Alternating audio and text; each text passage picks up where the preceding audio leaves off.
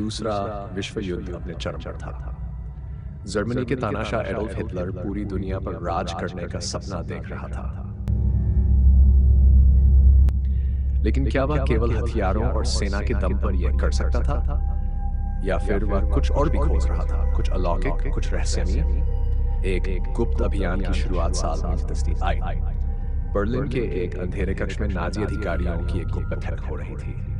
Hitler के खास वैज्ञानिक हेनरिक हिमलर, जिन्होंने गुप्त तंत्र मंत्र और रहस्यमयी शक्तियों पर काफी अध्ययन किया था, कुछ दस्तावेज लेकर आए थे।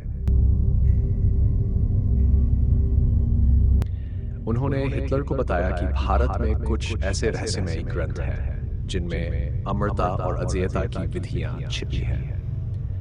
यदि हमें ये ग्रंथ मिल जाए तो जर्मनी को कोई नहीं हरा सकता, हिमलर ने उत्तेजना से कहा। हिटलर की आंखें चमक उठी। वे पहले से ही रहस्यमयी विद्या और शक्तिशाली प्रतीकों में विश्वास रखते थे। उनके आदेश पर एक गुप्त खोजी दल को भारत भेजा गया। इस अभियान का नाम था ऑपरेशन खाली। भारत की ओर यात्रा। नाजी वैज्ञानिकों और तांत्रिकों का यह गुप्त दल भारत के हिमालयी क्षेत्रों की ओर बढ़ चला।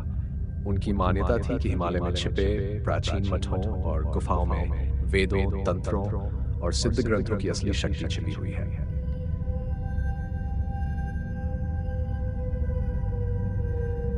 दिल्ली में उनका संपर्क कुछ भारतीय विद्वानों और अंग्रेज अधिकारियों से हुआ, लेकिन उन्हें असली सुराग तब मिला जब वे वाराणसी पहुंचे।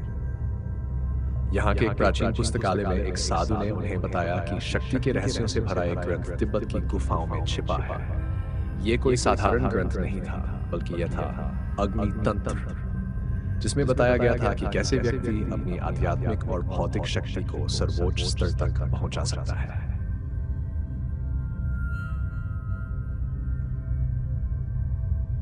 नाजी अभियान दल अब तिब्बत की ओर बढ़ रहा था।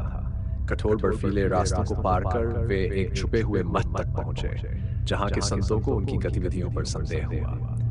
नाजियों ने वहां के एक वृद्ध संत को धमकाने की कोशिश की, लेकिन उन्होंने केवल एक रहस्यमयी मुस्कान दी और कहा, जिसे खोज रहे हो वह केवल योगी को ही मिलेगा।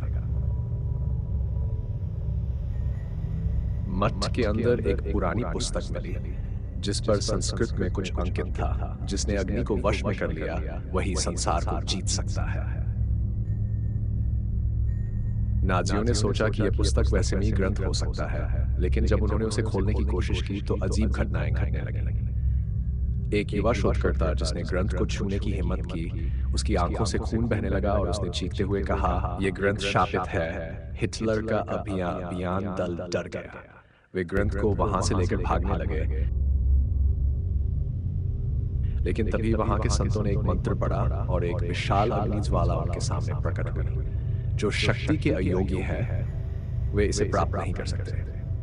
गुप्त अभियान विफल हो गया। हिटलर की सनक और अंतिम परिणाम। जब यह दल बर्लिन वापस पहुंचा तो हिटलर को यह बात बताई गई, लेकिन हिटलर इस हार को स्वीकार करने को तैयार नहीं थे। लेकिन इसी बीच विश्व युद्ध की परिस्थितियां बदल गई। सोवियत संघ और मित्र राष्ट्रों ने जर्मनी पर हमला कर दिया। हिटलर की हार निश्चित हो गई थी। क्या यह केवल युद्ध की रणनीतिक हार थी, या यह उन रहस्यमयी शक्तियों का प्रभाव था जिनकी खोज में वे अयोग्य सिद्ध हुए? कई इतिहासकारों का मानना है कि हिटलर के पतन का कारण उसकी वही सनक थी, अलौकिक शक्तियों की खोज। अगर उसे असली रहस्य मिल जाते तो शायद इतिहास कुछ और ही होता। क्या वह रहस्यमय ग्रंथ वास्तव में मौजूद था?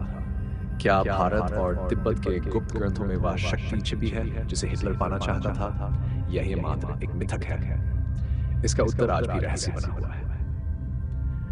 यह कहानी रहस्य, रोमांच और इतिहास को एक साथ जोड़ती है।